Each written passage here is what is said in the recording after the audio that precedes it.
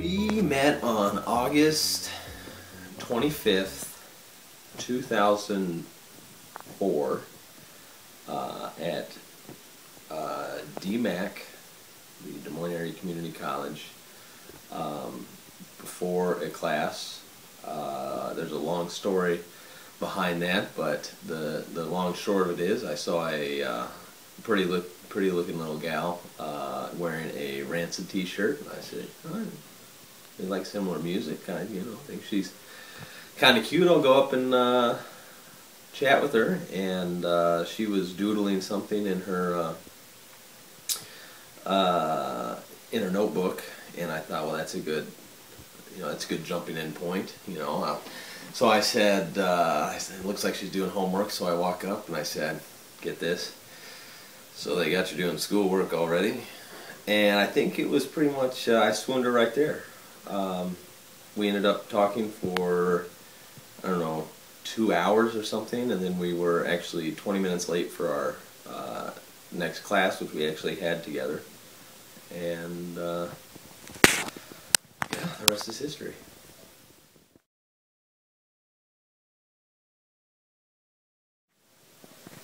That's a pretty general question, but I'm gonna have to say this year,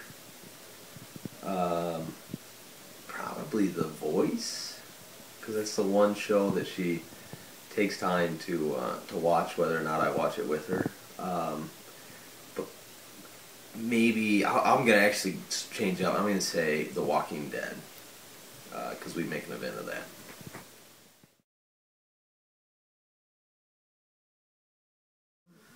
Our first date was magical.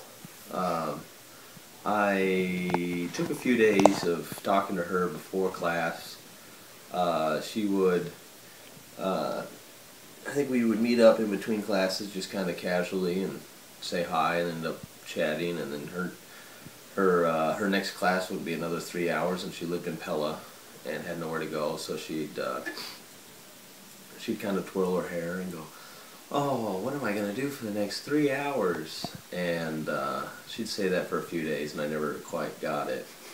Until probably about the third or fourth time, I go, you know what? Let's go get a cup of coffee. And we went to Java Joe's and sat outside on the sidewalk. And when we paid for our coffee, they asked for our IDs, and that's when we realized we had the same birthday. But we ended up probably each drinking 2 pots of coffee, and we're chatting a mile a minute, and both like this because we had so much caffeine in our system. But and then she went to class.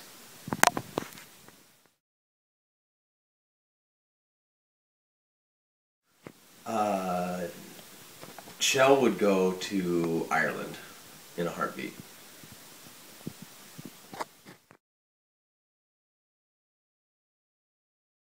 Order a glass of Chardonnay.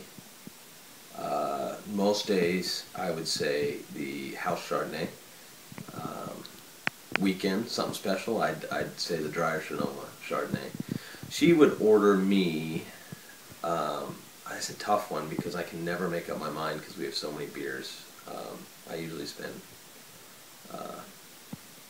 about 10 minutes figuring it out, but I would think that she would order me a pint of Bass.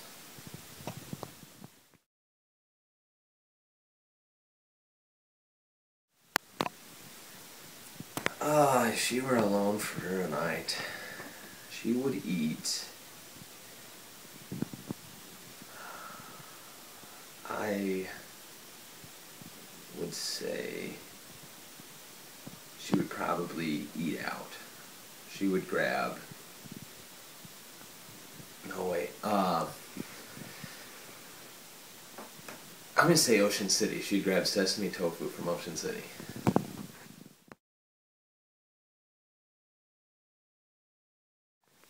Not enough, she would tell you. I would, and it's probably true. She doesn't buy a lot of shoes, but she likes shoes.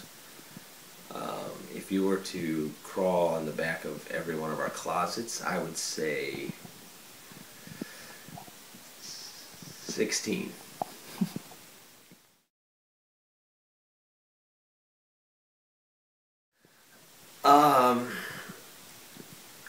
Well, I went to Bruce and got the ring picked out a week or two earlier, and we had Christmas in Des Moines with the Owens and everybody, and Bruce was there, and we did an under the table exchange kind of thing, and Mom brought the ring back with her, and so I wouldn't have it on me. And then when we got back to Marshalltown, she put it in my coat pocket, and then I came up with a really bad excuse to go to the pub. I think it was to get tonic water for Dad. And then Allison was saying, "Oh no, we have tonic water. That's what we're getting." I'm trying to say, no, we need to get some tonic water from the pub, and wine and beer and peanuts and cherries and anything else I could get her to the pub. And she actually said, "Yeah, I'll go to the pub with you." Normally I thought that she would just be like, "No, I'll just wait for you here." And so on the way there, I was so nervous that I was afraid I was gonna like give something away somehow. So I literally talked a mile a minute and didn't give her a chance to talk. And then as we were getting out of the car to walk up to the pub door, I thought that maybe she would feel the ring in my coat pocket. So I essentially sprinted to the back door and told her to catch up. And so we get in, and we grab everything we needed. I procrastinated until the very last second, and then finally I got her to the. We were standing in the middle of the bar room, and I said, look around at everything we've created together, and I just want this to continue for many more years. And I said a bunch of kind of mushy stuff, and she started to tear up, and having no idea what was coming next. And then I reach into my pocket and pull the ring out and get on one knee, and halfway down to my knee, her knee-jerk reaction was to say no and push me. She said, "No!" And so at that point I'm kind of caught in the middle. I didn't know if I should literally just stop and act like it didn't happen, but I decided to just double down and actually got down on one knee, and then I think I blacked out, and I believe she said yes. And then we went back to Mom and Dad's house, and everyone was standing around acting normal, waiting for us to share the news.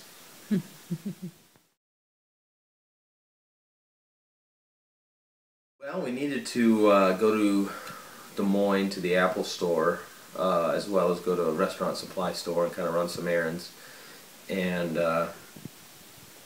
we kind of just shopped a little bit, and went to a shoe store and around the mall. And after we got done what we needed to get done, and then we went to Cozy Cucina, an Italian restaurant in Des Moines, and had a very nice meal, and then drove back to Marshalltown and ended up having a nightcap at the pub.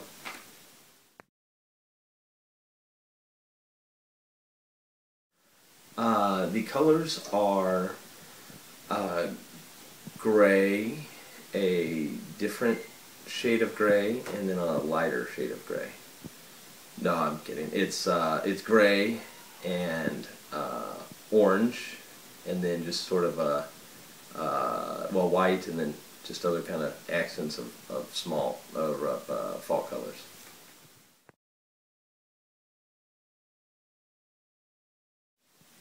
Michelle, the last 8 years have been the best 8 years of my life, and it's been great getting to know you and growing with you, and I can't wait to marry my best friend in the world and spend the rest of our lives together.